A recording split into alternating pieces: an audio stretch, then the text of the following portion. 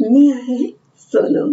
तुमच्यासाठी घेऊन आले आहे एक खूप छान गोष्ट जिचे नाव आहे आळशी मनीमाऊ. एक खूप सुंदर पांढरे शुभ्र केस असलेली, निळे निळे डोळे असलेली मनीमाऊ. तिला दोनच गोष्टी आवडत असतात. एक म्हणजे पोट भरून खायचं आणि मस्तपैकी झोपून जायचं. थंडी असली की उन्हामध्ये आणि गरम होत असेल तर उन्हाळ्यात मस्तपैकी झाडाच्या खाली सावलीमध्ये. तिच्या बरोबरच्या बाकी मांजरी मात्र इकडे तिकडे मस्त खेळत असत. झाडावरनं चढणं उतरणं, एकमेकींना पकडणं, पकडापकडी करून म्याव म्याव ओरडून गोंधळ घालत होत्या.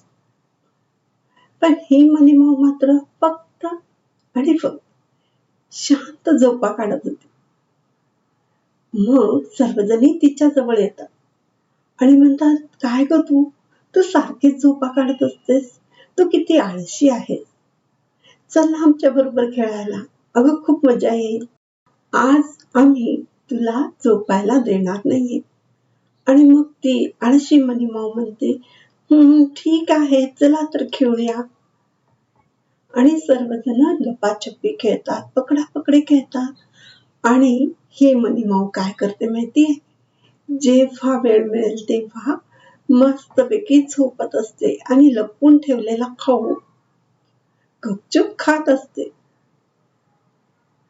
आणि जेव्हा सर्वजण तिला म्हणतात, आता तू राज्य घे आणि आम्हाला पकडायला ये, तेव्हा ही सुंदर मनीमाऊ एवढी गुबगुबीत असते की तिला काही जास्त पळता येत नाही. ती फक्त एका जागी थांबून इकडे तिकडे पाहत असते. उभी राहिल्यावर विचार करते, हे सर्वजण मला पाहायला येतीलच, मग इकडे माझ्याकडे आले की मी करेल आउट त्यांना. आणि ती एका झाडाखाली गपचूप झोपून जाते. मी उगाच कशाला पळू, एक तर मला पळताही येत नाही, त्यापेक्षा मी ना इथे शांतपणे लपून बसते आणि त्याच येतील मला शोधायला आणि मग मी करेल आउट त्यांना. आणि ती तिकडे एका झाडामागे लपून बसते. आताच तिला झोप पण येते आणि ती झोपते.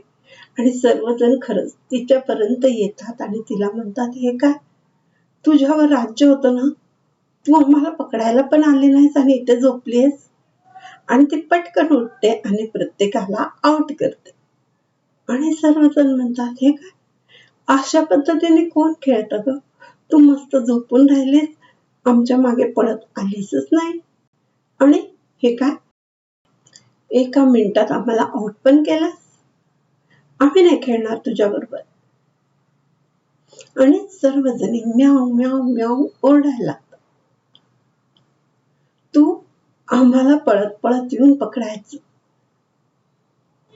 नाहीतर आम्ही तुझ्या बरोबर नाही खेळणार. म्याव म्याव म्याव करून सर्वजण गोंधळ घालतात. तेव्हा ती सुंदर मनीमाऊ म्हणते, आज राहू द्या, मी उद्या राज्य घेते, आज मी खूप दमले आहे ना. काही न करता दमलेस.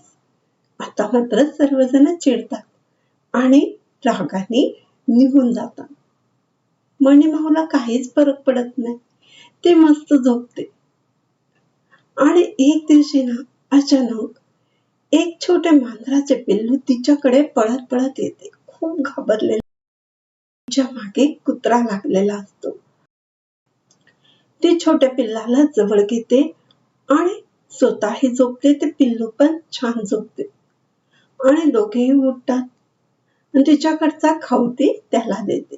ते पिल्लू जिकडे जाईल तिकडे मनीमाऊ पण जाते आणि ती मनीमाऊ जिथे बसेल तिकडे ते पिल्लू तिच्या जवळ येऊन बसत असते. आता त्या मनीमाऊला त्या पिल्लाचा लळा लागलेला असतो, म्हणजे त्याची काळजी वाटायला लागते आणि ती त्याची काळजी घेऊ लागते. छोट्या पिल्लाला कोणी घेऊन जाऊ नये, कोणी त्रास देऊ नये म्हणून सतत त्याच्यावर लक्ष ठेवत असते, त्याच्या जवळच थांबत असते. तिला ते पिल्लू खूप आवडलेलं असतं. ते पिल्लू पण त्या मनीमाऊ जवळच थांबत असतं. त्यालाही वाटतं ही आपली आईच आहे. ते पिल्लू सुद्धा कुठे सोडून जात नसतं. आता त्या छोट्या पिल्लाला सांभाळण्याची जबाबदारी मनीमाऊवर येते आणि हळूहळू आळशीपणा कुठच्या कुठे गायब होतो. ती सतत त्या पिल्लाची काळजी घेते, त्याला खाऊ आणून देते आणि जो तिचा आळशीपणा होता तो ती पूर्णपणे विसरून जाते आणि खूप जबाबदारीने त्या पिल्लाची काळजी घेते. तात्पर्य, जबाबदारी अंगावर आली की आळशीपणा सोडून काम करावेच लागते. तर तुम्हाला ही गोष्ट कशी वाटली आम्हाला नक्की सांगा आणि भेटूया पुढच्या स्टोरीमध्ये.